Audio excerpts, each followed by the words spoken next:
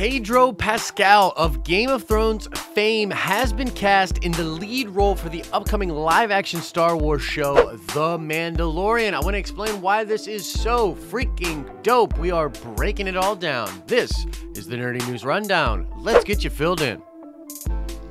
What's up, everybody? Happy Wednesday to you. Now, before we get into the news, I need to shout out Jeffrey Stubblefield, who got the nerd card question correct from the news show yesterday. You definitely know your stuff when it comes to Marvel Comics, so shout out to you, Jeffrey. We will, of course, do another nerd card question at the end of this video. It's kind of a thing, if you didn't notice by now. Now, in related news to the Pedro Pascal casting, we actually got the announcement officially of when the final season of Game of Thrones will come out. Yesterday, in a trailer that teased the upcoming season, HBO confirmed that the show will begin airing in April. This is a big deal. People are highly anticipating the final season of Game of Thrones, and we've been going through what people have called the long night. There's been so much time between the last season and this final season, but I think it's all going to be worth it. All of the 6 episodes in the final season are said to be over an hour in length. Man, they are really going to give us something amazing, I think, but that's the news out there. Just a small little tidbit.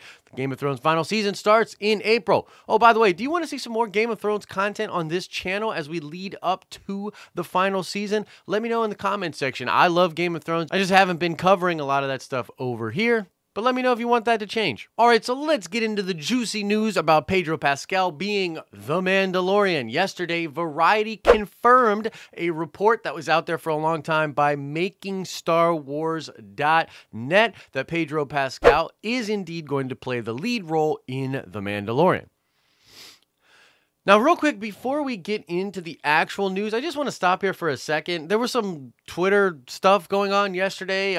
Jason Ward, of course, who runs MakingStarWars.net, reported this rumor months ago, and Variety and a lot of the mainstream media tended to just not give him any credit whatsoever for dropping that scoop. Now, I know Jason Ward and I have not always gotten along online, but the dude does amazing work with his website. He's constantly breaking amazing scoops, and I did find it a little bit weird that Variety and other mainstream news outlets did not give any credit or even mention MakingStarWars.net. In my opinion, MakingStarWars.net is the place to go if you want to stay up to date on all of the things happening with Star Wars productions. I mean, they honestly do great work over there, so highly recommend checking it out, and it's just weird that they weren't given more credit. Now, Pedro Pascal is, of course, most famous for playing the role of Oberyn Martell in Game of Thrones. He was amazing in that role, even if the role itself was short-lived. Oh, quick side note too, this is yet again another example of Game of Thrones and Star Wars working hand in hand. There's a lot of crossover there between not only the actors that get cast, but different members of production and crew. This is something I brought up in my Old Republic video. I mean, this is why Dan and Dave make so much sense to helm a series of films over at Star Wars, and I really do believe we're going Old Republic with the Dan and Dave series of films. Go check out the video I did on that if you haven't seen it. Oh, and I want to plant this little seed in your mind. A Kit Harington, ancient Jedi or Sith. Jon Snow as a Jedi or Sith.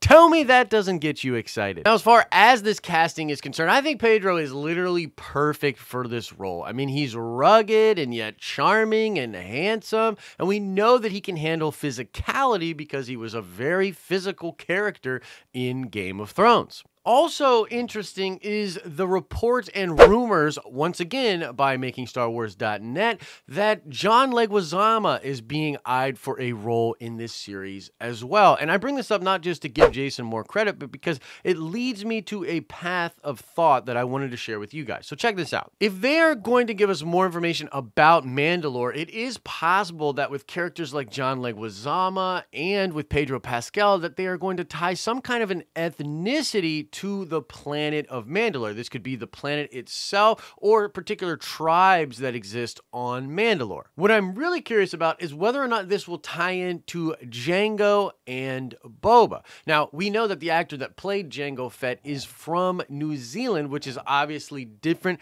than the Chilean background and ethnicity that Pedro Pascal has, or the Colombian ethnicity that John Leguizamo has. But I don't think it's too crazy to say that all of these actors share similar features. And it would be very interesting to me if they somehow either made these characters related or made them all from like a same tribe or clan on Mandalore. Now, the reason I go here is because I'm really interested in Jango and Boba Fett and how they exactly tie to the Mandalorians and what exactly is going on with the Mandalorians in canon, because up until the new Disney canon, we all thought that Jango and Boba Fett were Mandalorians. Now that's not actually the case, and I'm like super confused by this. I want to know what's going on here, and I'd love for it to tie into some kind of lore when it comes to Mandalore. I mean, I love Mandalore, so I'm very pumped, as you guys probably know, for this show. But as I see actors like Leguizamo and Pedro Pascal being cast,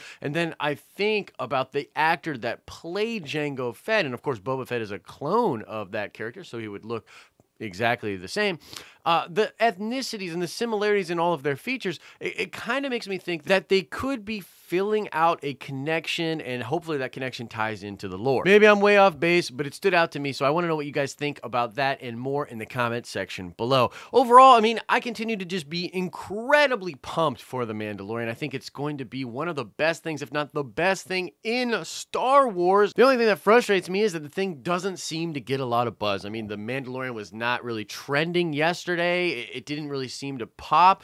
Even this video itself, I did this news show knowing that it's probably not going to be one of the most popular news shows that we do because people are just simply not that interested in The Mandalorian. And I'm really curious, is this a phenomenon that is happening here with the Den of Nerds audience? Are you guys very pumped for The Mandalorian? Are you kind of like, whatever about it? I'm really curious. Let me know your thoughts about The Mandalorian, and what do you think about Pedro Pascal being the lead in the coming live-action TV show for Star Wars called The Mandalorian? All right, now let's check that nerd card before we get out of here. I want to know, what is the name of that actor that did play Jango Fett in the prequels? You didn't think I was just avoiding his name in the news for nothing, did you? So answer that question in the comment section below. What is the name of the actor that played Jango Fett in the prequel? Den of Nerds is independent media. Guys, we're just fans making content for you, other fans. So we rely on the support of people like you to continue to do this show and expand our programming. Consider checking out the Patreon for some bonus stuff, including early access to videos